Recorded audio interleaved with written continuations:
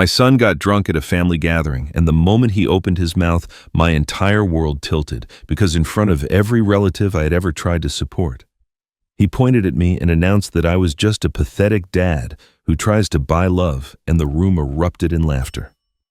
Even my daughter-in-law hiding her smile behind a wine glass, and in that instant, every sacrifice, every quiet night, working extra hours, every gift I thought came from the heart, turned into ammunition for their mockery, and as the laughter echoed around me, something inside me went still, not broken, just finally awake, because they thought humiliation would silence me. They thought I would sit there, swallow it, and pretend it did not cut deep. But I simply stood up without a word and walked out, while their laughter trailed behind me, and none of them knew that by the next morning, I had already begun setting into motion the one decision that would turn their smug amusement into panic, because every smile they flashed that night, every cruel whisper would come back to them in ways they never imagined, because while they laughed, I planned, and what I planned would shake the ground they stood on and show them exactly who they underestimated. If you stay with me until the end, you will see how a father who was mocked by his own family did something that made every single one of them frantic, calling, texting, pleading, because they finally realized what they had pushed away, and by then it was far too late for them to undo what I set in motion, and everything they thought they controlled slipped right out of their hands. My name is Roland Mercer. I am 68 years old, a retired structural engineer who spent 4 decades building bridges across the American heartland. My wife Eleanor passed away 2 years ago, and since then I have been learning that some bridges are far easier to build than others, especially the ones that lead back to your own family. The invitation came on a Tuesday, handwritten on cream-colored paper in my daughter-in-law's elegant script. A family dinner at Tristan and Bianca's home. "We miss you, Dad," the note said. "Let's reconnect." I read those words 3 times, wanting so badly to believe them. Eleanor always said I was too trusting, that I saw the best in people, even when the best wasn't there. Maybe she was right, but hope is a stubborn thing, especially for a man who has already lost so much. I arrived at their house carrying a small velvet box. Inside was Eleanor's antique brooch, a delicate silver piece with a single pearl that had belonged to her grandmother. I wanted to give it to Lydia, my 16-year-old granddaughter. She has her grandmother's eyes, that same gentle wisdom that sees more than she says. I thought the brooch would make her smile. I thought a lot of things that night that turned out to be wrong. The house was warm and bright, filled with the smell of roasted lamb and expensive wine. Relatives I hadn't seen in months gathered in the living room, their laughter echoing off the vaulted ceilings. Bianca greeted me at the door with a smile that didn't quite reach her eyes. "So glad you could make it, Dad," she said, taking my coat. The word Dad felt strange coming from her lips, like a costume she was trying on for the evening. Dinner began pleasantly enough. I sat beside Lydia, who squeezed my hand under the table and whispered, "I'm glad you're here, Grandpa." Those words meant more to me than she could know. Across the table, Tristan was drinking heavily, his glass refilled before it ever touched empty. My son has never been strong, not in the way Eleanor was strong, not in the way I tried to be. He bends toward whoever holds the most power in the room, and tonight, as always, that person was Bianca. Halfway through dessert, an aunt I barely knew leaned toward Bianca and asked, "Your mother couldn't make it tonight." The temperature in the room seemed to drop. Bianca's face went hard as stone. "We don't speak," she said flatly. "Ever." Then she smiled again, that same hollow smile, and changed the subject to vacation plans. But I noticed. I filed it away without understanding why it mattered. Then Tristan stood up, swaying slightly, and raised his glass. "I want to make a toast," he announced. The room quieted. I felt a small flutter of hope. Perhaps my son would say something kind, something that might begin to heal the distance between us. Instead, he looked directly at me, his eyes glassy and cruel. "To my father," he said, his voice dripping with contempt. "A pathetic old man who thinks he can buy our love with a dead woman's jewelry." The silence that followed was absolute. I heard my own heartbeat loud and painful in my ears. Someone coughed. Bianca covered her mouth, but I saw her shoulders shaking with laughter. Not one person in that room spoke in my defense. Not one person told Tristan he was wrong. They just looked away, embarrassed, complicit in their silence. I set down my napkin carefully. I did not want them to see my hands shake. "Thank you for dinner," I said, my voice steady despite the earthquake inside me. I stood and walked toward the door. Behind me, I heard Lydia call out, "Grandpa, wait!" But then Bianca's sharp voice cut through, "Sit down, Lydia. Let him go." I was reaching for my coat when I heard it, Bianca's whisper meant for Tristan, but carried to me by the cruel acoustics of their marble foyer. "Once he signs those papers, everything changes. And trust me, he will sign." I drove home in silence, Eleanor's brooch still in my pocket, her voice echoing in my mind, "You're too trusting, my love." At home, I sat in the darkness of our living room, looking at her photograph on the mantel. The lilies I keep by the window had begun to wilt. "You always said I couldn't see people clearly," I whispered to her image. "Maybe you were right." Outside, the night pressed against the windows, and I realized with terrible clarity that my own son had become a stranger, and his wife had become something far worse. The days that followed moved slowly, each one heavier than the last. I tried to return to my routines, the small rituals that had kept me anchored since Eleanor's passing. Every morning I watered her lilies by the window, the white petals catching the early light the way her smile used to catch my heart. I talked to her photograph as I did each day. But now my words carried a different weight. "I should have listened to you about Bianca," I said, touching the silver frame. "You saw something in her that I refused to see. I'm sorry, Elle. I'm so sorry. But apologies cannot undo what has already been broken." Tristan's words echoed in my mind no matter how I tried to silence them. A pathetic old man, my own son, the child I had held in my arms, whose first steps I had guided, whose education I had funded, whose wedding I had paid for with pride and hope. That same child had looked at me with contempt and called me pathetic in front of our entire family, and Bianca had laughed. On the third day, my neighbor Martin knocked on my door. He was a quiet man in his 70s, a retired police officer who had lived next door for 15 years. He looked uncomfortable, shifting his weight from one foot to the other. "Roland, I wasn't sure whether to show you this," he said, holding out his phone, "but I think you need to see it." The footage was from his security camera, which happened to capture part of my driveway. The timestamp showed the evening of the family dinner, the exact hours I had been at Tristan's house. In the grainy video, I watched a figure approach my front door. Bianca. She produced a key I had never given her, unlocked my door, and disappeared inside. 47 minutes later, she emerged carrying what looked like a folder, got into her car, and drove away. My blood ran cold. "How did she get a key to my house?" I asked, though I wasn't really asking Martin. He shook his head sadly and left me alone with the weight of what I had just witnessed. I went immediately to my filing cabinet, the old oak piece where Eleanor and I had kept every important document for 40 years. My hands trembled as I pulled open the drawer. Everything looked wrong. Papers that should have been in the front were now in the back. Eleanor's will, which I always kept in a specific blue folder, had been moved to a different section entirely. Someone had gone through everything searching for something or planting something. Near the bottom of the drawer, I found an envelope I didn't remember seeing before. It was old, slightly yellowed, with Eleanor's handwriting on the front. For Henry E. Henry Callahan was our family attorney, one of my oldest friends. Eleanor must have left this for him, but I couldn't imagine why. I set it aside, thinking it was probably routine estate paperwork I had overlooked in the fog of grief after her death. I needed answers. I picked up my phone and called Tristan. He answered on the fourth ring, his voice guarded.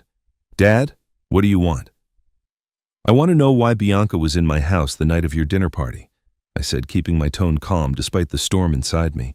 "She used a key I never gave her. She was inside for almost an hour." The silence on the other end stretched for several painful seconds. Then Tristan laughed, a nervous, unconvincing sound. "Oh, that. Bianca was just checking on the house, making sure everything was okay while you were out. You know how she worries about you." He was lying. I had built my career on understanding structures, on recognizing when something was sound and when it was about to collapse. My son's voice had the same hollow quality as a beam riddled with hidden fractures. He was covering for her. Whatever Bianca had done in my home, Tristan knew about it, and he had chosen her side over mine. "I see," I said quietly. "Thank you for explaining." I hung up before he could say anything else. That evening, as I sat alone with a cup of cold coffee, my phone rang. The name on the screen made me pause. Henry Callahan. Henry rarely called without scheduling first. He was meticulous that way. "Roland," he said, his voice unusually tense, "I need to ask you something important. Did you sign anything recently? Any documents at all? Financial, legal, anything?" The urgency in his tone startled me. No, nothing that I recall. Henry, what's going on? Why are you asking me this? Another pause, longer this time. I could hear him breathing, choosing his words carefully. Something was very wrong. Why do you sound like you've been expecting this? I pressed.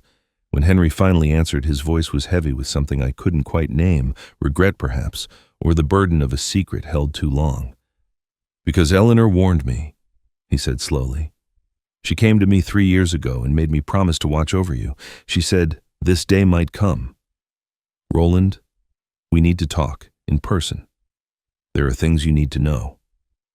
Henry arrived the next morning, his face drawn with worry I had rarely seen in our 30 years of friendship. He carried a worn leather briefcase and the weight of secrets he had kept far too long. I made coffee, the familiar routine, steadying my hands while my mind raced with questions. We sat at the kitchen table where Eleanor and I had shared thousands of meals, and Henry began to dismantle everything I thought I knew about my own life. Roland, what I'm about to tell you is going to be difficult to hear, he said, setting down his cup. But you need to understand what you're facing. Bianca has been quietly preparing documents for months. She's building a case to file a guardianship petition against you. The word hit me like a physical blow. Guardianship. I knew what that meant. I had seen it happen to colleagues, to neighbors, elderly people whose families decided they could no longer make their own decisions. She wants to have me declared incompetent. I said the words, tasting like ash in my mouth. Henry nodded grimly. If she succeeds, she and Tristan would control everything. Your finances, your property, your medical decisions. You wouldn't be able to sell your home, access your own bank accounts, or even choose your own doctor without their approval. Legally, you would cease to exist as an autonomous person. I thought of all the small moments over the past year that suddenly made terrible sense. The way Bianca always insisted on handling paperwork. The gentle suggestions that I was forgetting things. The concerned looks she exchanged with Tristan whenever I misplaced my reading glasses or couldn't remember a neighbor's name. She had been laying groundwork brick by brick, building a prison around me while I smiled and thanked her for her help. Then I remembered the dinner 6 months ago. Bianca had arrived with a stack of papers apologizing for the inconvenience. Just tax documents, Dad, she had said with that polished smile. Sign here and here. It'll save everyone time. I had been tired that evening, distracted by memories of Eleanor. I signed where she pointed without reading carefully, trusting her because she was family. How many other documents had I signed? How many traps had I walked into with my eyes wide open and my guard completely down? There's something else you need to know. Henry continued, his voice softening. Eleanor came to see me once about 3 years ago. She asked questions I found strange at the time about protecting assets, about what legal options exist if someone tries to claim a spouse is mentally incompetent. She wanted to know how to build walls that couldn't be torn down. He paused, staring into his coffee. I thought it was just routine estate planning, an engineer's wife being thorough. Now I understand she saw something in Bianca that I completely missed.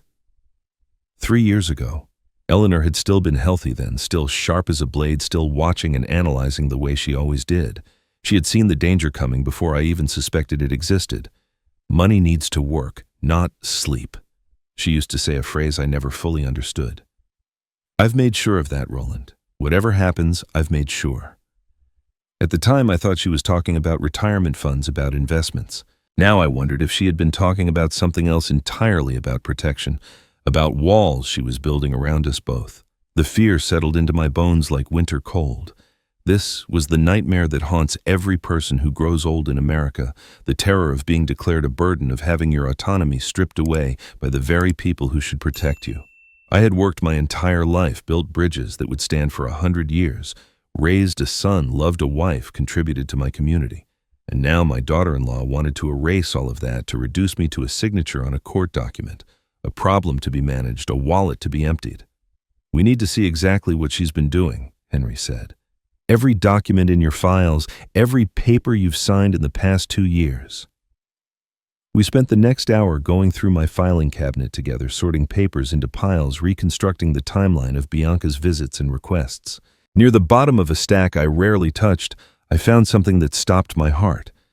It was a property transfer agreement for my home, the house. Eleanor and I had built our life in the house where I had promised to stay until my last breath. The document was dated 3 months ago. At the bottom was a signature that looked almost exactly like mine. Almost, but not quite. "I never signed this," I said, my voice barely a whisper. "Henry, I have never seen this document before in my life." He took the paper from my trembling hands, studied it for a long moment, and when he looked up, his eyes were cold with fury. "Then someone forged your signature, and I think we both know who." The forged signature changed everything. What had seemed like family conflict now revealed itself as something far more calculated, far more dangerous. Henry took the property transfer document with him that evening, promising to have a handwriting expert examine it. But we both knew what we would find. This was not a misunderstanding or a mistake. This was a deliberate attempt to steal my home while I was still living in it.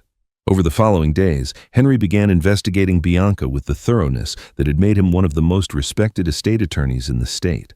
He called in favors, accessed public records, traced financial histories that most people would never think to examine. What he found disturbed us both. "She has an estranged mother," Henry told me over the phone one afternoon. "Her name is Margaret Shaw. They haven't spoken in 8 years, completely cut off, no contact whatsoever. The interesting part is the timing. The records show Margaret lost her home around that same period, sold under circumstances I can't quite piece together yet." 8 years. I thought back to when Tristan first brought Bianca home, how charming she had seemed, how attentive to Eleanor and me. She had mentioned her mother only once, saying they had grown apart. I had assumed it was ordinary family distance, the kind that happens when children move away and build separate lives.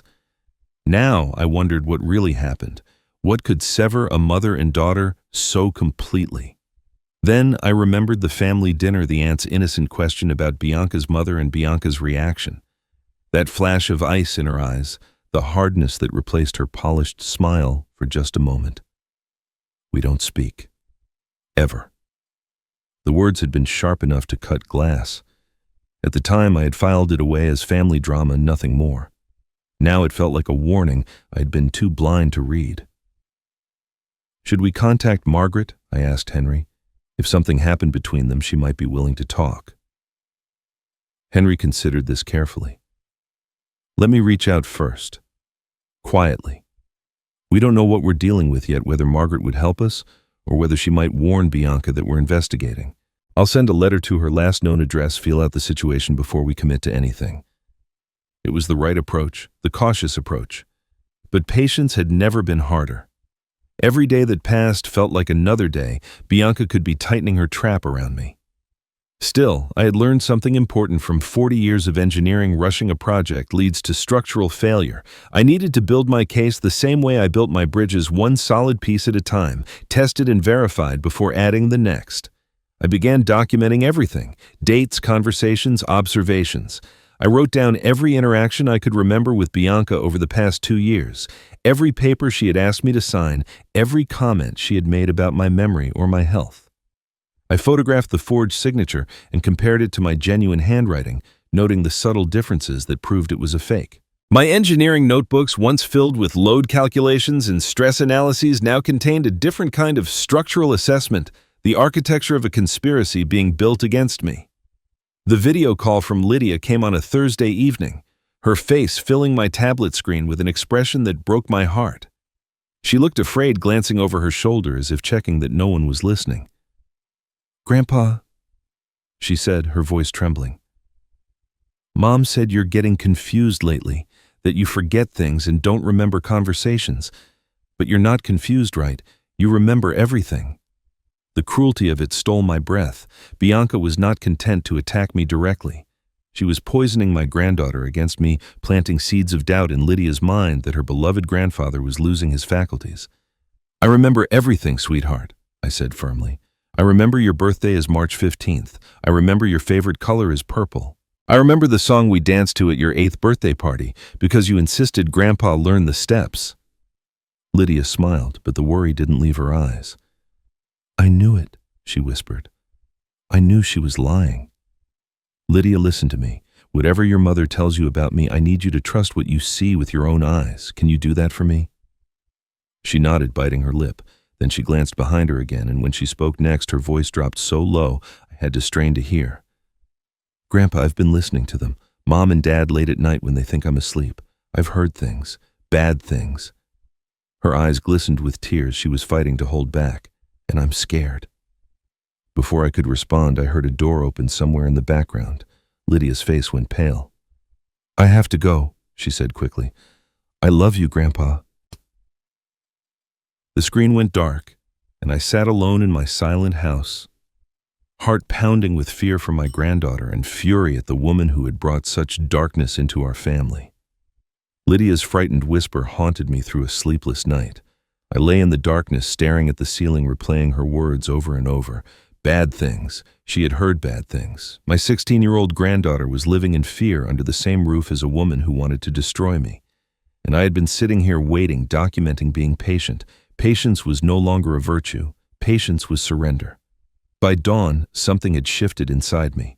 The grief and confusion that had clouded my judgment since Eleanor's death burned away, replaced by a clarity I had not felt in years. I was an engineer. I had spent 40 years solving problems that other people said were impossible. I had built bridges across rivers that flooded every spring, designed structures that withstood earthquakes and hurricanes. I had faced challenges that would have broken lesser men, and I had prevailed through careful planning, precise execution, and absolute determination. Bianca thought she was dealing with a pathetic old man. She was about to discover how wrong she was. I built bridges for 40 years, I thought, as I made my morning coffee. Now I'll build a case. The first step was securing my perimeter. I called my bank before they opened for regular business, using the priority line they reserve for long-term customers. I revoked Tristan's access to my secondary accounts he had been borrowing from for years, always with promises to repay that never materialized.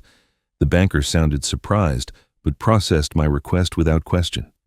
Then I changed every password I had: email, banking, investment accounts, even the streaming services Eleanor had set up before she passed. Every digital door that had been left unlocked was now sealed. Next came the physical security.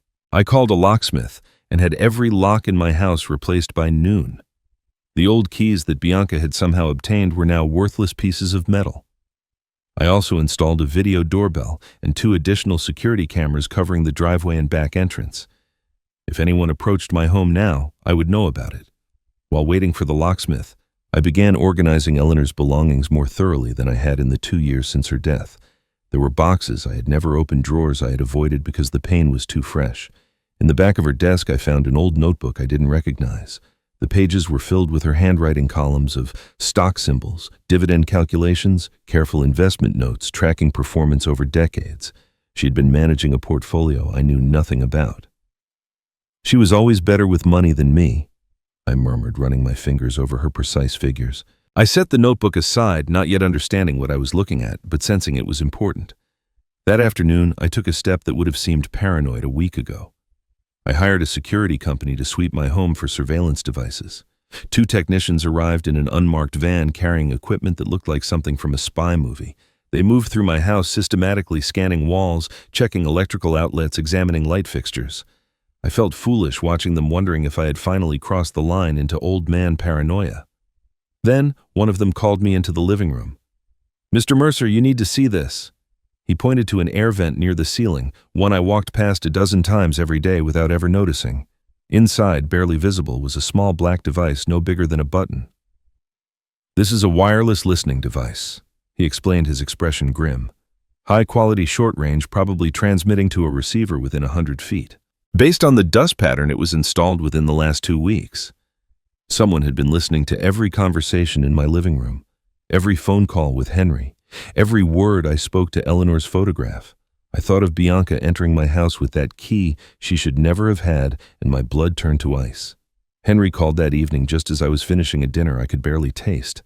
His voice carried an urgency I had learned to recognize. "Roland, I found out why Margaret and Bianca don't speak. It's worse than we imagined." I gripped the phone tighter. "Tell me." 8 years ago, Bianca convinced her mother to sign over her house. She told Margaret it was for tax purposes, that keeping the property in both their names would reduce the inheritance burden. Margaret trusted her daughter and signed without consulting a lawyer. Henry paused, and I heard him take a breath. Within 6 months, Bianca had sold the house and transferred the proceeds into accounts Margaret couldn't access. She took everything the home Margaret had lived in for 30 years, her savings, her security. And when Margaret confronted her, Bianca cut her off completely, changed her number, moved away, never spoke to her again. The room seemed to tilt around me. I had to sit down. She's done this before. I said the words barely audible. I'm not her first victim. No, you're not. And that's exactly why Margaret might be willing to help us. I sent her a letter last week explaining your situation, who you are, what Bianca is doing, what we suspect. She hasn't replied yet. Henry's voice hardened with something like hope. But if she does, Roland, she could be the witness we need. A documented pattern of behavior, the same tactics, the same manipulation, the same result. No court could ignore that. I stared at Eleanor's photograph across the room, her gentle smile watching over me as it always did. Bianca had destroyed her own mother. She had taken everything from the woman who raised her and walked away without a backward glance. And now she was trying to do the same thing to me. But I was not Margaret. I was not alone, and I was not unprepared. Eleanor had seen this coming. Henry was gathering weapons. And somewhere out there, a woman who had already survived Bianca's cruelty might be willing to help me fight back. The weekend arrived gray and cold, matching the heaviness in my chest. I had spent days turning over Henry's revelations in my mind, trying to comprehend how the woman my son married could have destroyed her own mother so completely. Margaret Shaw had trusted her daughter, loved her daughter, and Bianca had repaid that love with calculated theft and absolute abandonment. Now she was executing the same playbook against me. And somewhere out there, Margaret might be reading Henry's letter, deciding whether to relive her worst nightmare by helping a stranger fight back. I was watering Eleanor's lilies when I heard a soft knock at the back door. My heart seized who would come to the back entrance. I approached cautiously, peering through the new security camera feed on my phone before I opened the door. The face on the screen made me fumble with the lock in my hurry. Lydia stood on my porch, her bicycle leaning against the railing, her cheeks flushed from riding in the cold air. She glanced nervously over her shoulder before slipping inside. "They think I'm at Jessica's house," she said quickly. "I told them we're working on a history project. I only have an hour." I pulled her into my arms, holding her tight against my chest. She felt so small, so fragile, this brave girl who was risking her mother's wrath just to see her grandfather. You shouldn't have come," I said, even as my heart swelled with gratitude. "If they find out, I don't care." Lydia pulled back, and I saw something fierce in her eyes that reminded me sharply of Eleanor. "Grandpa, I've been listening to them. Every night after I'm supposed to be asleep, they talk in the kitchen. They think I can't hear through the vents, but I can." She took a shaky breath. "They said you're becoming a burden, that you won't last long on your own, that soon they'll be taking care of everything." Mom laughed when she said it, Grandpa. She laughed.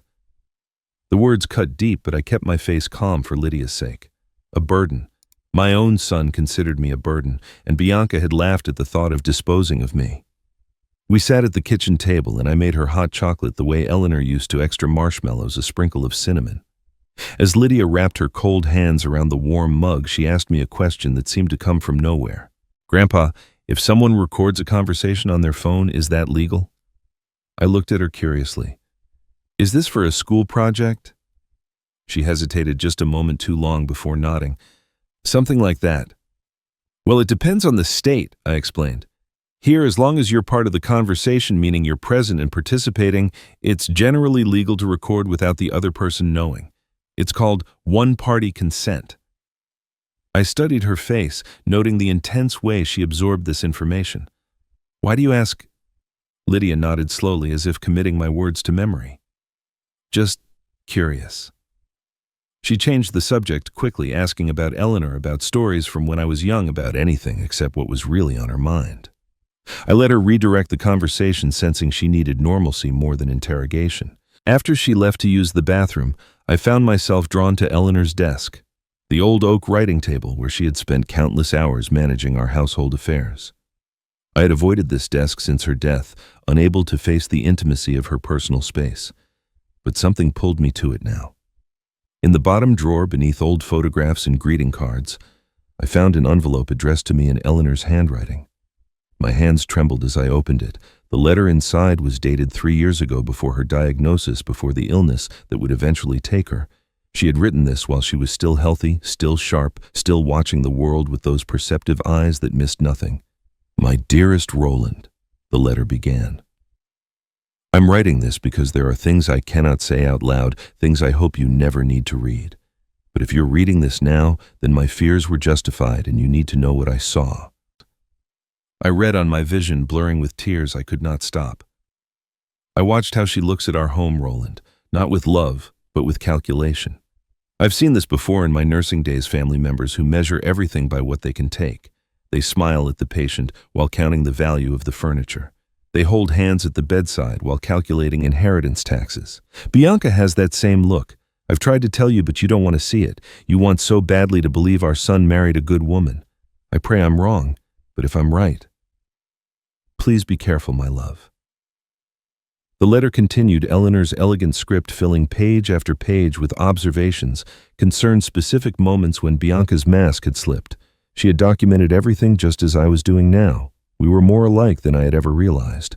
The final paragraph made me gasp aloud. I've been growing our nest egg quietly. You'll be surprised how much it's grown. You never paid attention to the investments that was always my department, and you trusted me completely. That trust was the greatest gift you ever gave me. Everything I've done is to protect you, Roland, even after I'm gone. When the time comes, Henry will explain. Just know that I loved you enough to prepare for the worst while praying for the best. I sat at her desk and wept. For the first time since her funeral, I let the grief pour out of me, not just sorrow for her death, but anguish for my own blindness. Eleanor had tried to warn me. She had seen Bianca clearly while I refused to look, and when I didn't listen, she hadn't given up. She had simply built walls around me in secret, preparing defenses I never knew existed.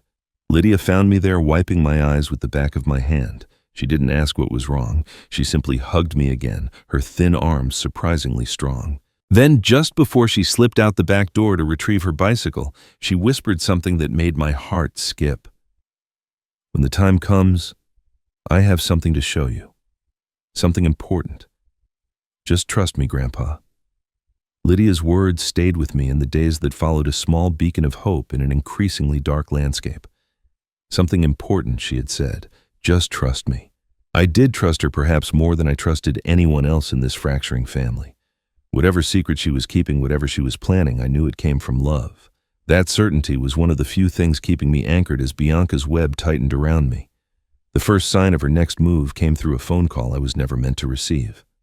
My cousin Patricia, a woman I had known since childhood, called me on a Tuesday morning with confusion in her voice. Roland, I just wanted to check. Are you feeling all right? Bianca invited us all to a meeting about your care, but she said you wouldn't be attending because the stress might be too much for you. A meeting about my care. The audacity of it made me grip the phone until my knuckles went white. Patricia, I knew nothing about this meeting, where and when. She told me. The gathering was scheduled for that very afternoon at Tristan and Bianca's home. Bianca had contacted every relative she could reach, framing it as a concerned family discussion about my declining health and future needs. She had deliberately excluded me from a meeting that would decide my fate. I could not attend uninvited without playing into her narrative, the confused old man who shows up where he's not wanted, making scenes, proving he can't follow simple social cues. So I did something else. I called my Aunt Dorothy, Eleanor's sister, the one family member I knew would never betray me. I asked her to go to the meeting to listen carefully and, if possible, to record what was said. Dorothy called me that evening, her voice shaking with anger. Roland, you need to see this. Within minutes, a video file arrived on my phone. The footage was shaky, clearly recorded secretly from Dorothy's purse, but the audio was clear enough. Bianca stood in her living room surrounded by relatives who had once been at my dinner table at my anniversary parties at Eleanor's funeral. She spoke with practiced concern, her voice dripping with false compassion. We all love Roland, she said, but we have to face reality. He's been forgetting things, getting confused. Last month he couldn't remember where he put his car keys for almost an hour. She paused for effect. Soon Roland won't be making any decisions. We'll handle everything for him. It's really for his own good. I watched my son sitting beside her, nodding along, saying nothing in my defense. The man I had raised, the boy I had taught to ride a bicycle and throw a baseball, sat silent while his wife planned to erase me from my own life. Henry came over that night to review the video. His expression grew grimmer with each viewing. They're preparing an incapacitation claim, he confirmed. This meeting was about building consensus, getting the family on their side before they file.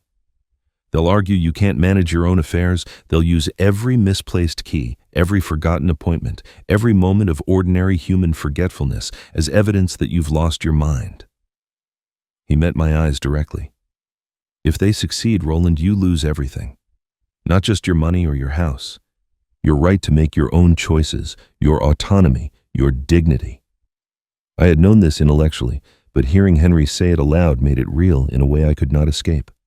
I was fighting for my very existence as a free man.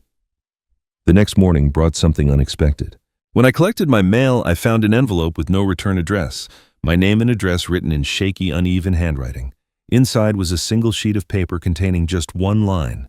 She did the same thing to me. Don't trust her. I lost everything. I stared at the words until they blurred. No signature, no identification, just that raw, desperate warning from someone who had apparently walked this road before me. Henry examined the letter that afternoon, holding it carefully by the edges. The handwriting suggests someone elderly or someone whose hands shake. Could be age, could be emotion, could be a medical condition. He frowned thoughtfully. The question is, who sent it? Margaret Shaw is the obvious answer, but we can't assume. This could be another victim we don't know about. Or it could be someone trying to manipulate us to make us trust the wrong person at the wrong time. You think Bianca might have sent this herself? The idea seemed paranoid, even as I said it. I think Bianca is capable of anything. We've already established that. Henry set the letter down carefully. I'll investigate. See if we can trace the postmark, analyze the handwriting, find out if there are other people in Bianca's past who might have reason to warn you. But until we verify, we need to be careful. We can't afford to trust blindly. I spent the rest of the day studying that letter, trying to extract meaning from those few shaky words. Whoever wrote this had suffered, had lost everything, had found the courage to reach out to a stranger with a warning that might save him from the same fate. If it was genuine, this person could be the ally we desperately needed. If it was a trap, walking into it could destroy our entire case. The call from Henry came late that evening, just as I was preparing for another sleepless night. His voice carried an intensity I had rarely heard from my measured, careful friend. Roland, I think I know who sent that letter. I traced the postmark to a small town about 2 hours from here. A woman named Margaret Shaw has been living there alone for the past 8 years. He paused, and I heard him take a breath. But Roland, if I'm right about this, what she's going to tell us is going to change everything. Can you clear your schedule tomorrow? I think it's time we paid Margaret a visit. The morning of our planned visit to Margaret, Henry arrived at my house earlier than expected. He carried his briefcase and a serious expression that told me something had changed. Before we go, he said, settling into the chair across from me, there's something we need to address. That envelope, Eleanor left the one marked for me. I think it's time we opened it. I had almost forgotten about it in the chaos of the past weeks. The envelope had sat on my desk, yellowed and patient, waiting for a moment that Eleanor had somehow known would come. I retrieved it and handed it to Henry, my hand steadier than I expected. Whatever secrets my wife had kept, I was ready to face them. Henry opened the envelope carefully, almost reverently. Inside was a thick bundle of documents, legal papers, handwritten notes, and something that caught the light as it fell onto the table. A USB drive, small and silver, with Eleanor's initials etched into its surface. My God, Henry breathed as he began reading the first document. Roland, she planned everything. He spread the papers across my kitchen table, and together we pieced together what Eleanor had done. 3 years before her death, while she was still healthy and sharp, she had visited Henry's office without my knowledge. She had asked detailed questions about asset protection, about legal structures that could withstand challenges from hostile family members.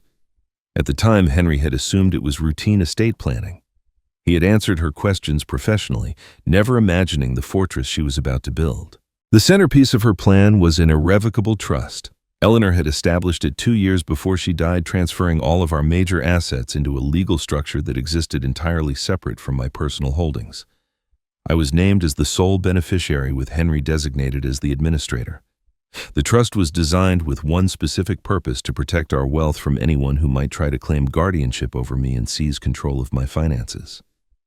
"This is brilliant," Henry said, shaking his head in admiration. "An irrevocable trust of this type cannot be modified or dissolved even by you.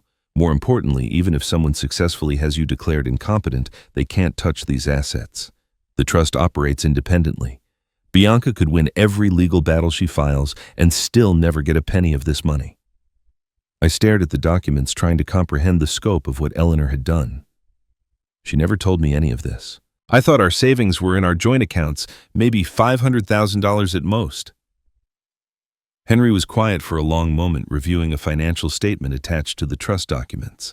When he looked up, his expression was unreadable. "Roland, how much do you think Eleanor invested over the years? All those stock symbols and dividend calculations you found in her notebook." "I don't know. She handled that side of things. I trusted her completely."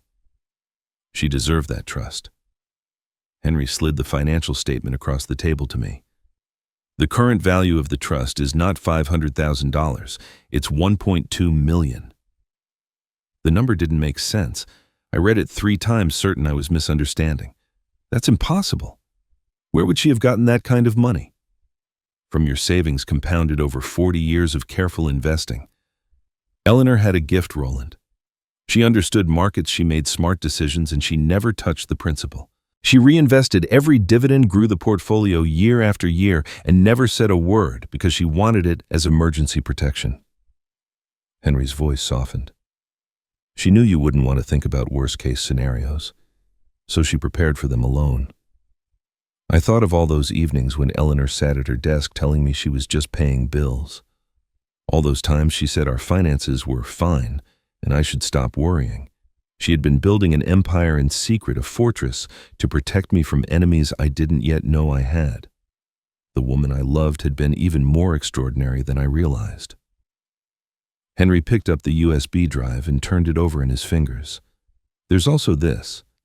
Her instructions say you should only play it when you truly need strength. It's a video message recorded shortly after she set up the trust." He held it out to me.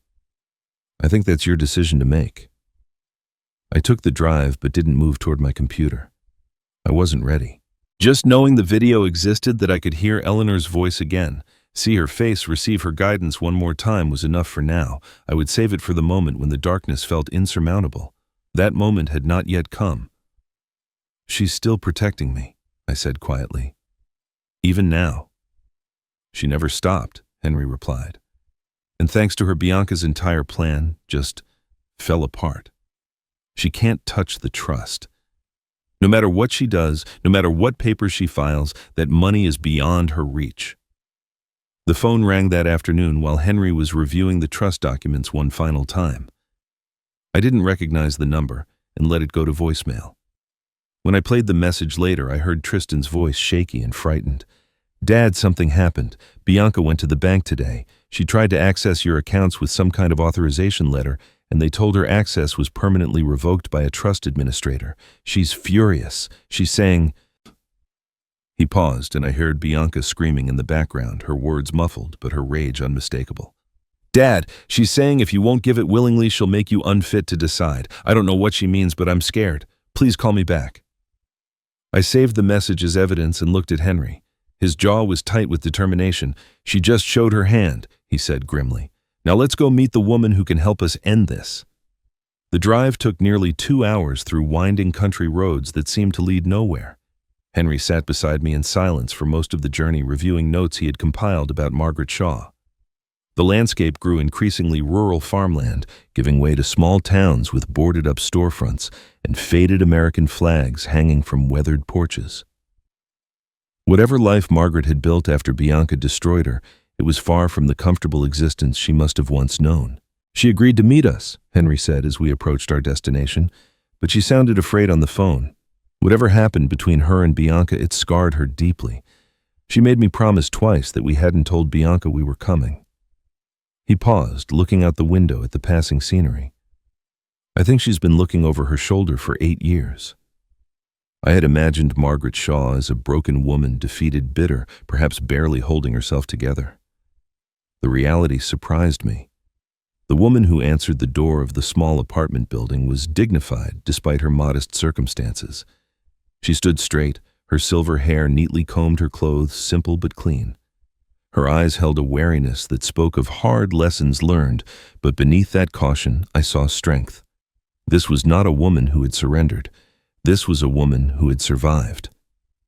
"Mr. Mercer," she said, stepping aside to let us enter, "I've been expecting you, though I hoped this day would never come." Her apartment was small but immaculate. A single window looked out onto a parking lot. The furniture was mismatched, clearly secondhand, but arranged with care. On a shelf near the door sat a single photograph, a young woman I barely recognized as Bianca, perhaps 18 years old, smiling beside a younger Margaret. The contrast between that hopeful image and the reality of what Bianca had become made my stomach turn. Margaret served us tea in chipped cups and sat across from us in a worn armchair that had probably seen better decades. "You want to know what she did to me?" she said. It was not a question. I nodded. "I know some of it. Henry told me about the house, the savings, but I need to understand how it happened, how someone could do that to their own mother." Margaret's hands trembled slightly as she set down her cup. Bianca was always different. Even as a child, she watched people the way a cat watches birds, calculating, patient, waiting for the right moment. "I thought she was just ambitious. I thought she would grow out of it." She laughed bitterly. "Parents always think their children will grow out of the darkness. We're wrong more often than we admit." She told us the story Henry had outlined, but with details that made it far worse. Bianca had not simply tricked her mother into signing over the house. She had spent months preparing the ground, suggesting that Margaret was becoming forgetful, telling relatives that her mother needed looking after, creating a narrative of decline that would justify her takeover, the same playbook she was now using against me. When I confronted her after I realized what she'd done, Margaret continued, she didn't even pretend to be sorry. She looked at me with those cold eyes and said, I should have been smarter, that it was my own fault for trusting her. I leaned forward. "Mrs. Shaw, there's something I don't understand. Why did she cut you off so completely if she had already taken everything? What did she gain by disappearing from your life?" Margaret was quiet for a long moment. When she spoke again, her voice was barely above a whisper. "Because I knew too much. Before she married your son, she told me her plan. I thought she was joking, saying something outrageous to shock me the way young people sometimes do. She said, 'I'm going to find a family with money and no one's smart enough to stop me.' She laughed when she said it. I laughed too." Margaret's eyes met mine, filled with old grief. "She wasn't joking, Mr. Mercer. She was confessing." The words hit me like a physical blow. Bianca had not stumbled into cruelty or been corrupted by opportunity. She had planned this from the beginning. My son had been targeted, selected, cultivated not as a husband, but as a means to an end. Our entire family had been nothing more than prey from the moment she entered our lives. "I'll testify," Margaret said, straightening in her chair. "I lost everything, my home, my savings, my daughter. For 8 years I've lived in fear, barely surviving on Social Security, wondering if she would somehow find a way to hurt me again. If telling my story can stop her from doing this to someone else, then at least my suffering meant something. At least my daughter's cruelty won't go unpunished." Henry explained what her testimony would mean. "In court, we can't simply say Bianca is a bad person and expect the judge to believe us. But we can prove a pattern of behavior.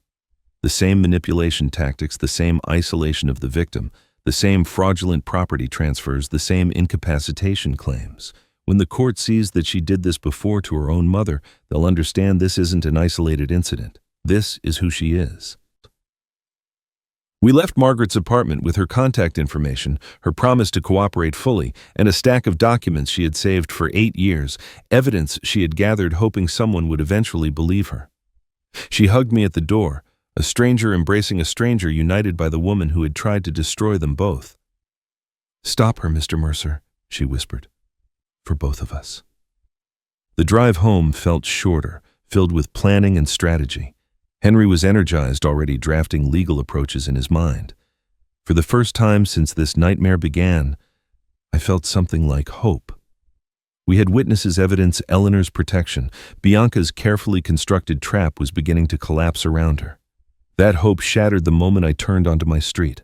A car I recognized sat in my driveway, Tristan's silver sedan, and standing on my porch, arms crossed, faces hard with fury, were my son and his wife.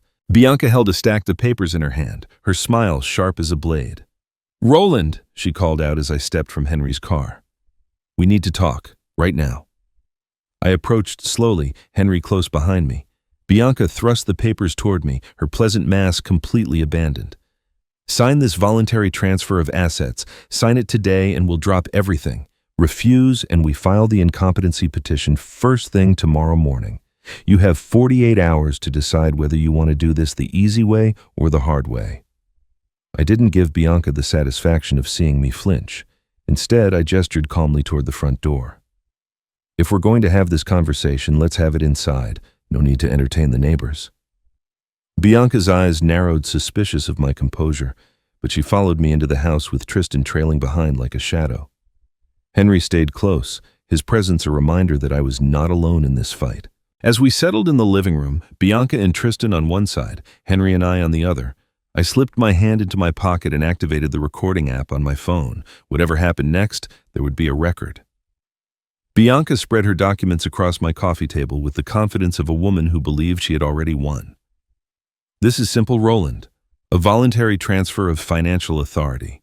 You sign these papers and Tristan and I manage your assets on your behalf. Your bills get paid, your house gets maintained, and you don't have to worry about anything. It's for your own protection. My protection, I repeated evenly. From what exactly? From yourself. Bianca's voice dripped with false concern. Roland, we've all seen how you've been struggling. Forgetting things, getting confused. The family is worried about you. This way we can make sure you're taken care of without the stress of managing everything alone. I looked at the papers without touching them. The language was dense with legal terminology, but the meaning was clear enough. If I signed, I would surrender control of my bank accounts, my investments, my home. Every financial decision would require Bianca's approval. I would become a prisoner in my own life dependent on the woman who wanted to destroy me. And if I don't sign, I asked, Bianca's mask slipped just for a moment. Then we go to court. We file the incompetency petition, present our evidence, and let a judge decide whether you're capable of managing your own affairs. She leaned forward, her voice hardening. Do you really want that, Roland? A public hearing, doctors examining you, lawyers questioning your every decision, the whole family testifying about your decline. I let her talk. I let her make her threats, lay out her plans, reveal the depth of her cruelty. Every word was being captured by my phone evidence that would eventually help destroy her case. The more she spoke, the more rope I gave her to hang herself. Throughout the conversation, I watched my son. Tristan sat rigid in his chair, clutching a pen Bianca had handed him, as if it were a weapon. His hands were shaking, not with anger or excitement, but with something that looked painfully like shame. His eyes darted around the room, landing on everything except me. The coffee table, the window, his own shoes, anywhere but his father's face. There was no triumph in his expression, no satisfaction in what he was doing. He looked like a man being forced to perform an act that violated everything he had once believed. This was not the son I had raised. This was a man hollowed out by years of manipulation, his own will replaced by his wife's ambition. For a moment, beneath my anger, I felt a flash of something like pity. I'm not signing anything, I said quietly. Bianca's composure shattered. She stood abruptly, her voice rising to something close to a shriek. You're old. You're confused. People will believe us, not you. We're your family, Roland. Who do you think the court is going to trust, a senile old man living alone or his devoted son and daughter-in-law who just want to help? I remained seated, my voice steady. Family doesn't threaten. Family doesn't steal. Family doesn't plant listening devices in an old man's living room or forge his signature on legal documents. I met her eyes without flinching. What you're doing isn't family, Bianca. It's predation, and I will not submit to it. For a long moment, no one spoke. Bianca's face cycled through fury, calculation, and finally a cold, controlled rage. She gathered her papers with sharp, angry movements. 48 hours, Roland. Sign these documents voluntarily or we see you in court. Think carefully about which path you want to take. She turned to Tristan. We're leaving.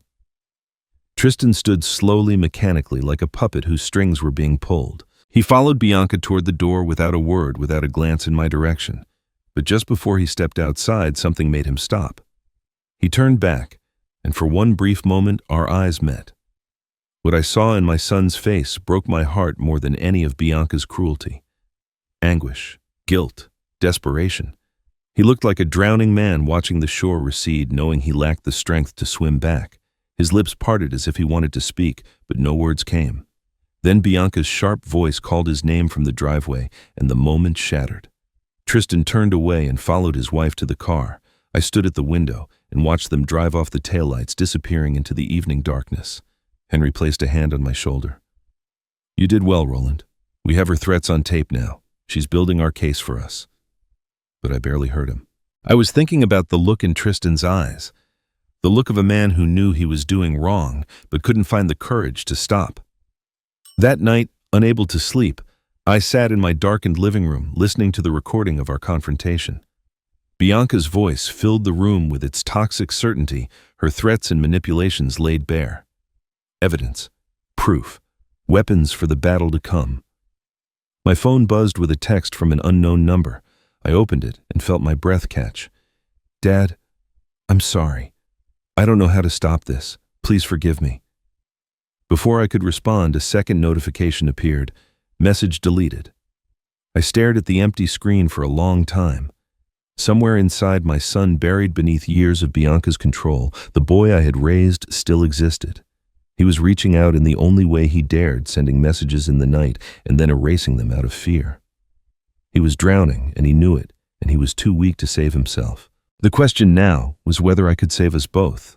The 48-hour deadline hung over me like a blade suspended by a fraying thread. Despite everything we had gathered, Eleanor's trust, Margaret's testimony, the recordings of Bianca's threats, doubt, gnawed at me in the quiet hours of the night. I had seen how persuasive Bianca could be, how easily she manipulated perception and twisted truth. Courts were not always just. Sometimes the person who told the most convincing lie won. On the morning of the second day, I drove to the cemetery where Eleanor rested. The autumn leaves had begun to fall, carpeting her grave in shades of gold and amber. I knelt beside the marble headstone and traced her name with my fingers, feeling the carved letters beneath my touch like Braille messages from another world. "I don't know if I can win this, Elle," I whispered to the silent stone. "Our own son is against me. The boy we raised together, the child you held in your arms, he's helping her destroy everything we built. I have evidence, I have allies, but I'm tired. I'm so tired of fighting people who should have loved me." The wind stirred the leaves around me, and for a moment, I imagined it was Eleanor's answer, a gentle reminder that I was not as alone as I felt. But the cemetery remained quiet, and the weight of my 68 years pressed down on my shoulders like an old coat grown too heavy to bear. I heard footsteps approaching through the fallen leaves. When I turned, my heart nearly stopped. Lydia stood a few feet away, her bicycle abandoned on the path behind her. She was breathing hard as if she had ridden a great distance very quickly. In her hand she clutched a small object that caught the pale morning light, a USB drive. "Grandpa," her voice was steady despite the tears glistening in her eyes. "I have something for you, something important." I rose slowly, my knees protesting the cold ground. "Lydia, what are you doing here? How did you know where to find me?" "You always come here when you're sad. Grandma told me once before she died." Lydia stepped forward and pressed the USB drive into my palm. "I've been recording them, Grandpa, for 6 months. Every time Mom talked about you when I was in the room, every time she told Dad what to say or what to do, I pretended I was doing homework or wearing my earphones, but I was listening and recording." I stared at the small device in my hand, scarcely able to comprehend what she was saying.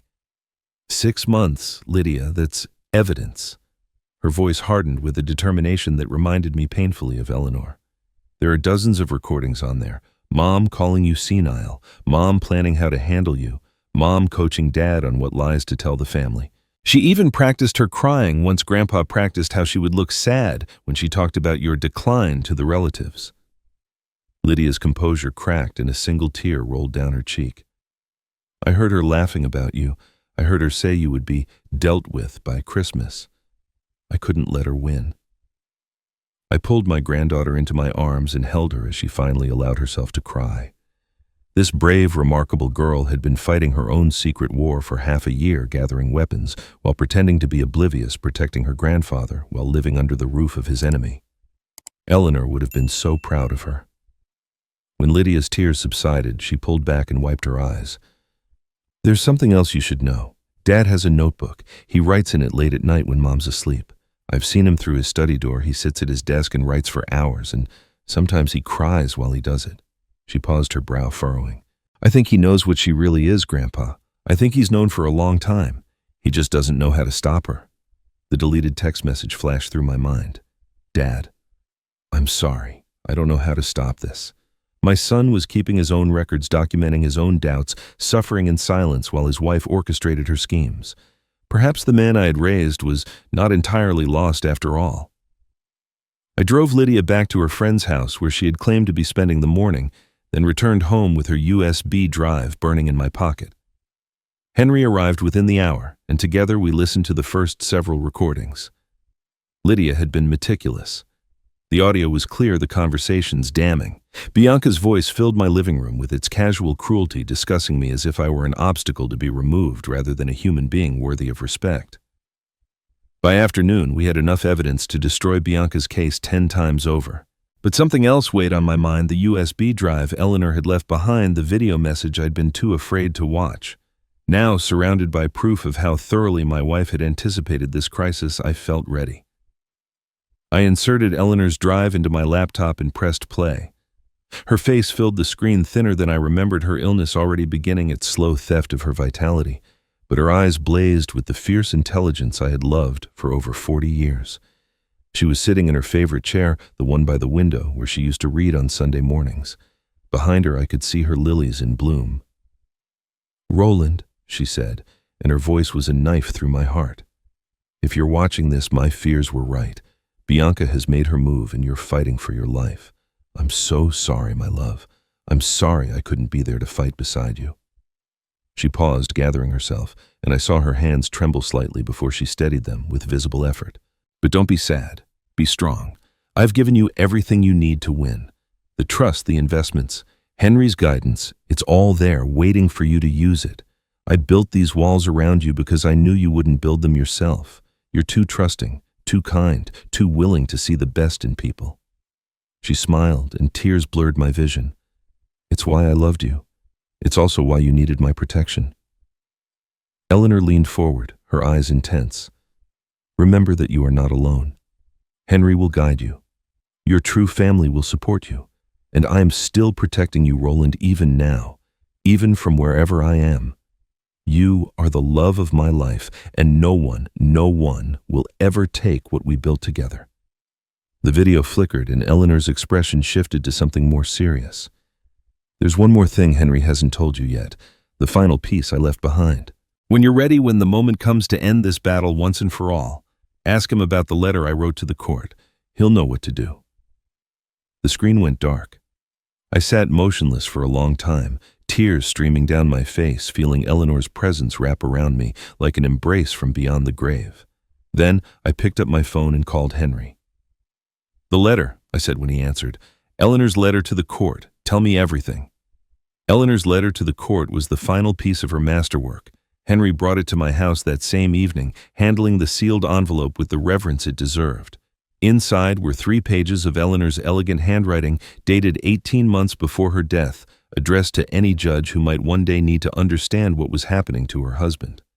She had documented everything: specific incidents where Bianca had manipulated family members, conversations she had overheard, financial irregularities she had noticed, her professional observations as a former nurse who had spent decades recognizing the signs of elder abuse. The letter concluded with words that made Henry's voice catch as he read them aloud. "If my husband is ever brought before this court on claims of mental incapacity, I ask you to consider the source of those claims. I've watched Bianca Mercer for years, and I have seen her pattern. She is not acting out of love. She is acting out of greed. Please protect him, as I no longer can."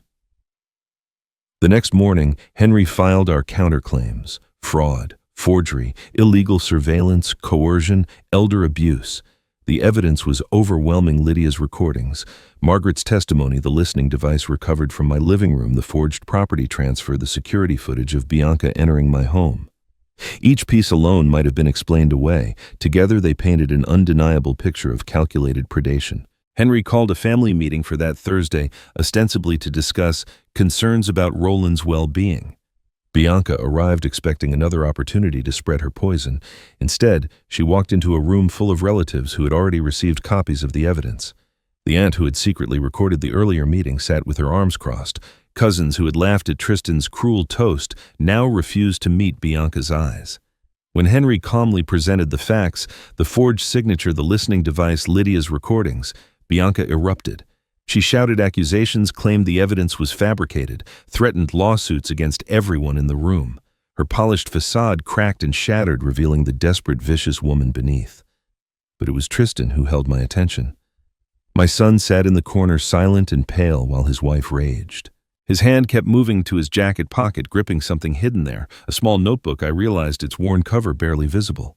He clutched it like a lifeline, his knuckles white, his eyes fixed on the floor. I remembered what Lydia had told me about his late-night writing sessions, his tears in the darkness. Whatever secrets that notebook contained, Tristan was holding on to them with desperate intensity. The meeting ended with Bianca storming out, dragging Tristan behind her. But the damage was done. Over the following days, my phone rang constantly with calls from relatives, apologies, expressions of shock, promises of support. Bianca's carefully constructed reputation had collapsed, and she knew it. Henry reported that she was frantically trying to borrow money for legal defense. Every bank, every friend, every distant connection all rejected her. The family had closed ranks, and Bianca found herself suddenly completely alone. "We have enough to destroy them through the courts," Henry told me as we reviewed our strategy. "We could let the lawyers handle everything quietly. Settlements, restraining orders, criminal referrals. She would lose, but privately." He paused, studying my face. "Or we could do it publicly. Bring the whole family together, present everything openly, and let them see the truth with their own eyes. It's riskier, but it's also more complete." I thought of Eleanor's letter, her plea to protect me from predators. I thought of Margaret Shaw alone in her tiny apartment waiting for justice that never came. I thought of Lydia, brave enough to spy on her own mother to save her grandfather. They all deserved to see Bianca unmasked. The whole family deserved to understand what had been living among them. "Public," I said. "I want everyone to see." The next day I began making calls. Every aunt, uncle, and cousin received a personal invitation to a reconciliation meeting at my home on Sunday afternoon. I framed it as an opportunity to heal wounds and restore family unity. Most agreed immediately, eager to support me after learning the truth. The final call was to Bianca herself. I kept my voice warm, conciliatory, perhaps even a little weak. "I've been thinking about everything," I said. "Maybe we can find a peaceful solution. Come on Sunday, bring Tristan, let's talk like family." The hunger in her voice was unmistakable. She thought I was surrendering. She thought the pressure had broken me. "Of course, Roland," she said smoothly. "Family should always come first."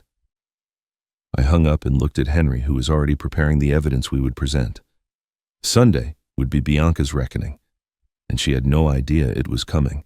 Sunday arrived with the kind of crisp autumn clarity that made everything feel sharper, more defined. I spent the morning arranging chairs in my living room, setting up the projection screen Henry had brought, and trying to calm the tremor in my hands. Today would determine everything. Today the family would finally see the truth about the woman my son had married. They began arriving around 2 o'clock. Aunt Dorothy came first, squeezing my hand with fierce solidarity. Then the cousins, the uncles, the distant relatives who had watched my humiliation at that dinner party weeks ago. Some looked uncomfortable, uncertain why they had been summoned. Others already knew pieces of the story and came with grim determination in their eyes. By 3 o'clock, my living room was full, standing, room-only faces turned toward me with expectation. Bianca and Tristan arrived last, fashionably late as always. She swept through my front door wearing a sympathetic smile that didn't reach her eyes, already performing for the audience she expected to manipulate. "Roland," she said warmly, reaching out to touch my arm, "I'm so glad you're ready to work this out. Family is everything." I let her take her seat in the front row, let her settle into the role of concerned daughter-in-law come to support her struggling father. Tristan sat beside her, pale and silent, his hand once again resting on that jacket pocket where he kept his hidden notebook. He had not looked at me since entering the house. I stood before my family and took a deep breath. "Thank you all for coming. I know there's been confusion lately, conflict accusations flying in all directions. I asked you here because I believe in truth, and I believe you all deserve to know what's really been happening in this family." My voice remained steady, almost sad. I didn't want it to come to this. When Tristan brought Bianca home all those years ago, I wanted so badly to believe he had found a good woman. I wanted to trust my family to believe that the people closest to me would never try to hurt me. I paused, letting the weight of my words settle over the room. But trust requires truth. So let me show you the truth. Henry pressed a button and the projection screen flickered to life. The first image was security footage Bianca approaching my house on the night of the family dinner using a key she had no right to possess entering my home while I was being mocked at her table. The timestamp was clearly visible. The room stirred with murmurs of surprise.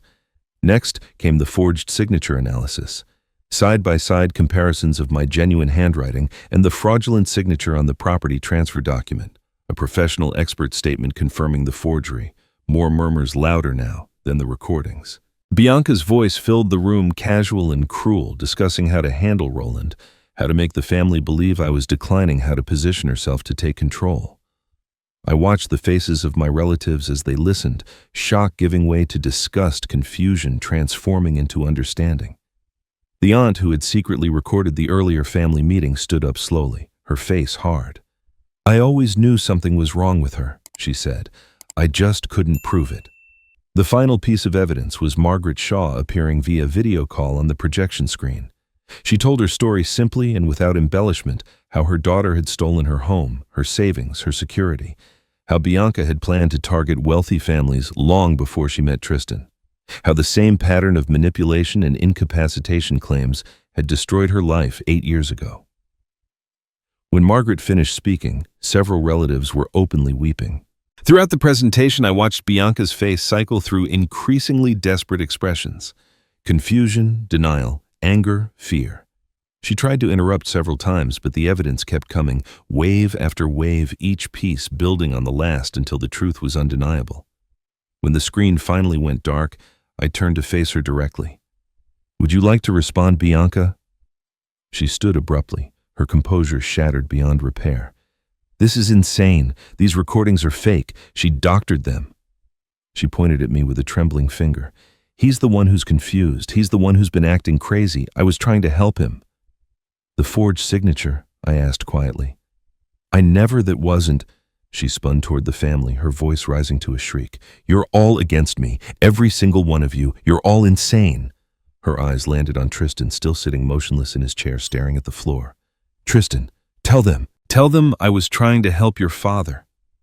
Tell them this is all lies." My son did not move, did not speak, did not raise his eyes from the carpet. In his silence, I saw the final collapse of Bianca's power over him. She had controlled him through isolation, through manipulation, through fear. But surrounded by family confronted with undeniable evidence, even Tristan could not bring himself to defend her anymore. "Tristan." Bianca's voice cracked with desperation. "Say something." The room held its breath. Tristan's hand moved to his jacket pocket, gripping that notebook he had hidden for so long. But still he did not speak. Still he did not look up. The silence stretched until it became an answer in itself. A knock at the door cut through the tension like a blade. Henry moved to answer it, while Bianca stood frozen, her chest heaving with panicked breaths. When he returned, 2 uniformed police officers followed behind him. "Roland," Henry said, his voice calm and measured. "I took the liberty of filing a criminal complaint this morning. Given the evidence of forgery, fraud, and elder abuse, I thought it might be relevant timing." Bianca's face went white. All the blood drained from her cheeks as she stared at the officers approaching her. "No," she whispered. No, you can't do this. This isn't happening." One of the officers stepped forward. "Mrs. Bianca Mercer, we need you to come with us to answer some questions regarding allegations of fraud and forgery. You have the right to remain silent." The words continued, but I barely heard them. I was watching my son still frozen in his chair, tears finally streaming down his face as his wife was led toward the door. He did not move to help her. He did not protest. He simply sat there, broken and silent, as the life he had built on lies crumbled around him. The house felt impossibly quiet after everyone left. The police had taken Bianca to the station for questioning. Henry had explained the charges: fraud, forgery, elder abuse, illegal surveillance. Any one of them could mean prison time. Together they could mean years. The relatives had filed out slowly, many stopping to embrace me, to apologize for not seeing the truth sooner. By evening, I was alone with the wreckage of my family scattered around me. I didn't sleep that night. I sat in Eleanor's chair by the window, watching the darkness outside, wondering if I had done the right thing. Justice had been served, but at what cost? My son's marriage was destroyed. My granddaughter's mother might go to prison. The family would never be the same. Eleanor's voice whispered in my memory. Justice restores. I hoped she was right.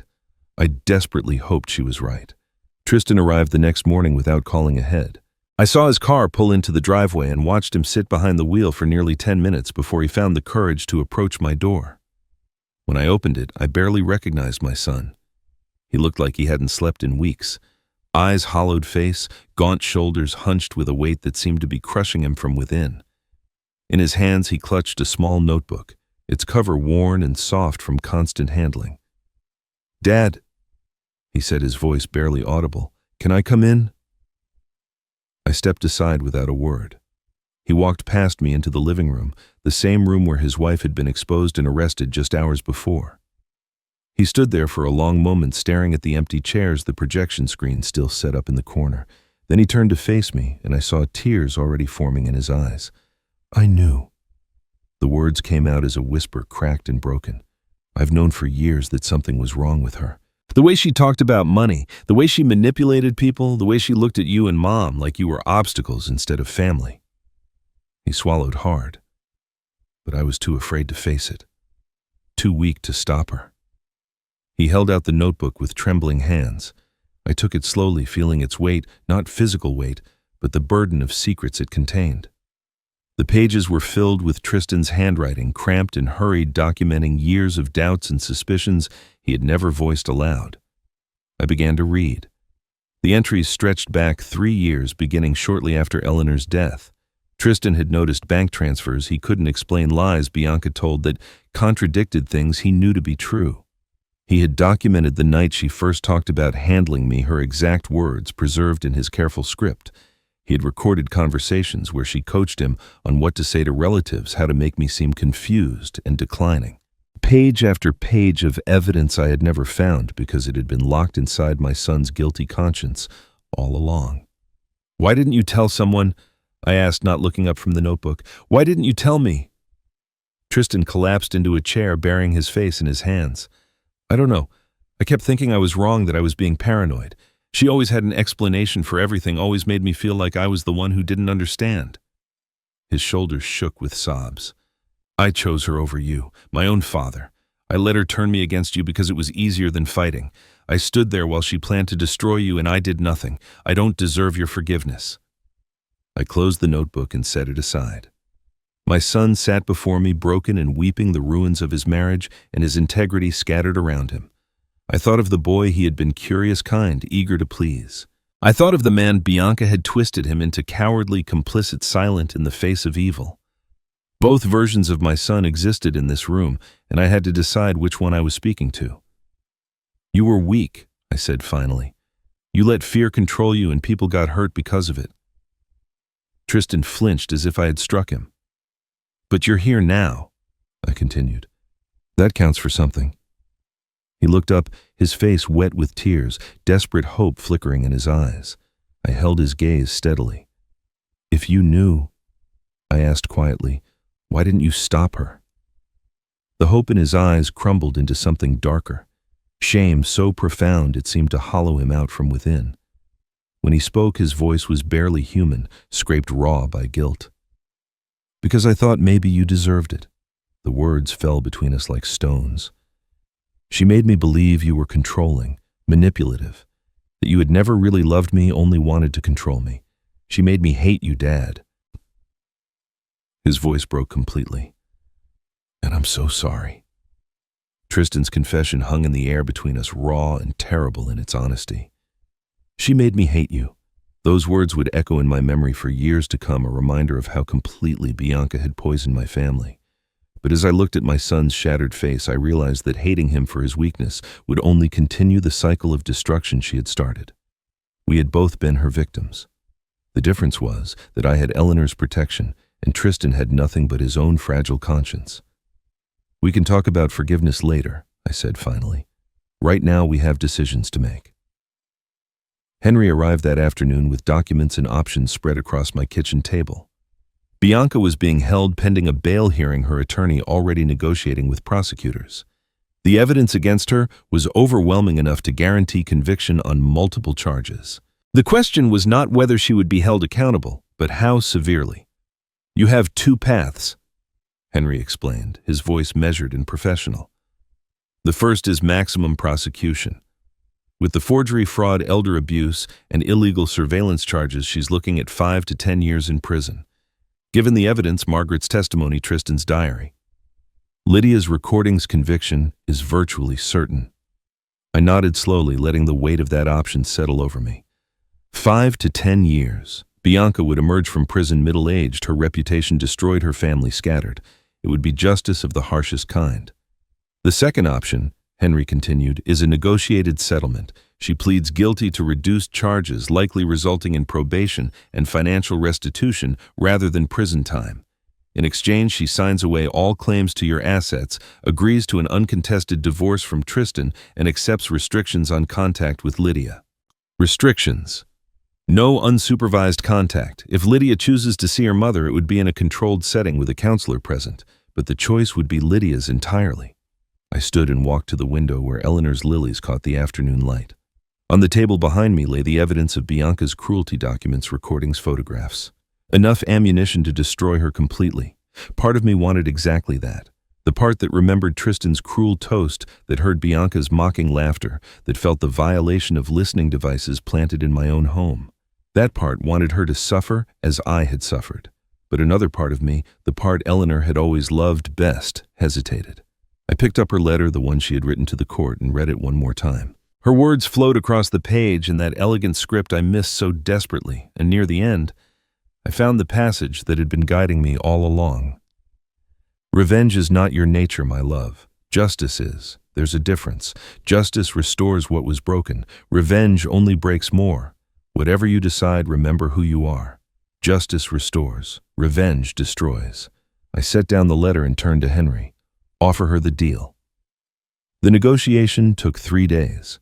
Bianca's attorney fought for better terms, but there was nothing to bargain with. Her own mother had testified against her. Her husband's diary documented years of manipulation. Her daughter had recorded her most damning conversations. Every ally she had cultivated over the years had abandoned her once the truth emerged. She was alone, exposed, and utterly without leverage. On the 4th day, Bianca sat across from me in Henry's office to sign the final documents. She looked diminished, somehow smaller than I remembered the confident predator reduced to a cornered animal. Her attorney addressed her conservatively, probably hoping to evoke sympathy, but her eyes still held that cold calculation I had learned to recognize. She read through each page slowly, her jaw tightening with every clause.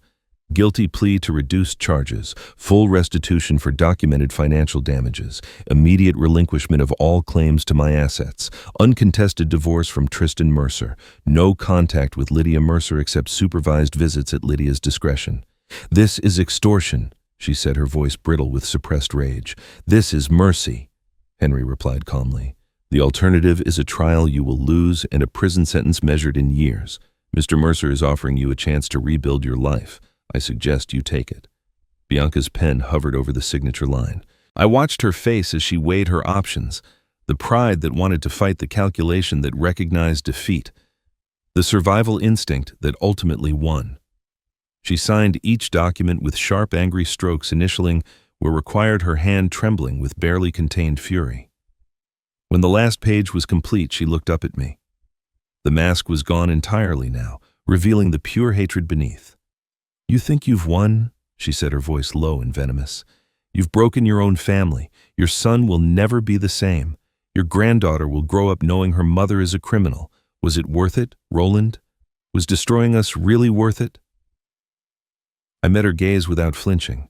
For a moment I considered telling her about the sleepless nights, the grief, the exhausting weight of fighting for my own survival against people who should have loved me. I considered explaining that I had not destroyed her, she had destroyed herself, and I had merely refused to be destroyed alongside her. Instead, I said simply, ask your mother. She knows what you cost. Bianca's face went pale. For the first time since I had known her, She had no response, no clever deflection, no manipulative comeback. She gathered her copies of the documents and left without another word, her attorney trailing behind her. I sat alone in Henry's office for a long time after she was gone. I didn't feel triumphant. I didn't feel victorious. I felt tired deeply and profoundly tired, the kind of exhaustion that settles into your bones after a battle you never wanted to fight. I felt sad for the family we might have been, for the son Bianca had twisted, for the granddaughter who would carry these scars forever. And beneath all of that, I felt relief, enormous, overwhelming relief that it was finally over. That evening, I stood before Eleanor's photograph in our living room. The lilies she had loved bloomed in the window behind me, their white petals glowing in the fading light. "I didn't destroy them, Elle," I whispered. "I just stopped them. Justice, not revenge, just like you said." In the photograph, Eleanor smiled her knowing smile, and I could almost hear her voice on the evening breeze. "I'm proud of you, my love. Now, rest." 6 months passed, like the slow turning of seasons each day, bringing small healings I had almost stopped believing were possible. The lawyers finished their work. The courts processed their judgments. Bianca completed her community service and began the long process of rebuilding a life I would never be part of. And gradually, carefully, my family began to find its way back to something resembling wholeness. I renovated the house that spring, not because it needed repair, but because it needed renewal. I painted the walls in lighter colors, replaced the heavy curtains Eleanor had never liked with sheer panels that let the sunshine pour through. I converted the guest room into a proper bedroom for Lydia, painting the walls, her favorite shade of purple filling the shelves with books I thought she might enjoy. When she saw it for the first time, she stood in the doorway and cried, not from sadness, but from the overwhelming realization that she had a place where she truly belonged. She stays with me every weekend now. Friday evenings, she arrives with her backpack and her homework, and we spend 2 days cooking together, watching old movies, talking about everything and nothing. She tells me about school, about her friends, about the future she's beginning to imagine for herself. Sometimes she asks about her mother, and I answer as honestly as I can, neither defending Bianca nor condemning her beyond what the facts require. Lydia is wise enough to form her own judgments. She doesn't need me to poison her heart the way Bianca once poisoned Tristan's. Tristan visits every Sunday afternoon. The first few visits were excruciating, long silences, awkward attempts at conversation, both of us tiptoeing around the wreckage of our relationship. But slowly, week by week, we have begun to find our way back to each other. He started therapy 3 months ago, working with a counselor who specializes in manipulation and emotional abuse. The progress is slow but real. "I'm learning to be a man again, Dad," he told me last week, sitting in the same chair where he had once confessed his complicity in Bianca's schemes. "Learning to trust my own judgment, to recognize when someone's trying to control me. It's going to take time." I reached across and squeezed his shoulder, the first physical affection I had offered him since before Eleanor died. "I've got time," I said. And I meant it. My son was not the villain of this story. He was another victim, perhaps the most damaged of us all, and his healing would take as long as it needed to take. Margaret Shaw has a new apartment now, a bright 2-bedroom unit in a quiet complex closer to the city. I helped her find it, helped her move in, helped her navigate the bureaucracy of rebuilding a life that had been stolen 8 years before. She visits occasionally, bringing homemade cookies and stories about her new neighbors. Last month, she stood in my living room looking at Eleanor's photograph and said something I will never forget. "Eleanor would be proud of you, Roland. You had every reason to become bitter. Instead, you became better." I think about those words often. Better, not bitter. It would have been so easy to let Bianca's cruelty harden my heart, to see enemies everywhere, to spend my remaining years consumed by anger and suspicion. Instead, I chose to rebuild, to trust again, to love again. Eleanor had given me the tools to survive the storm, but the choice to emerge from it with my humanity intact, that choice was mine. On the first warm day of spring, Lydia, Henry, and I drove to the cemetery together. The trees were budding with new growth, and somewhere nearby, a cardinal sang its bright, insistent song. We walked together to Eleanor's grave, where I knelt and placed fresh lilies against the marble headstone. "I kept my promise, Elle. I said softly, tracing the letters of her name. I protected our family. Not perfectly, I made mistakes and people got hurt and nothing turned out quite the way I imagined. But I did it. We did it together, you and me, even with you gone. Lydia knelt beside me, her young hand finding mine. Grandpa, can you tell me more about Grandma? I have some memories, but I was so young when she died. I want to know everything. I looked at my granddaughter, this brave, remarkable girl who had risked everything to save me, and felt something I had almost forgotten how to feel. Wholeness. Peace. Joy. She was extraordinary. I said, a smile spreading across my face despite the tears in my eyes. Let me tell you about the day we met. I was 23 years old, working my first engineering job, and I walked into a hospital to visit a colleague who'd broken his leg.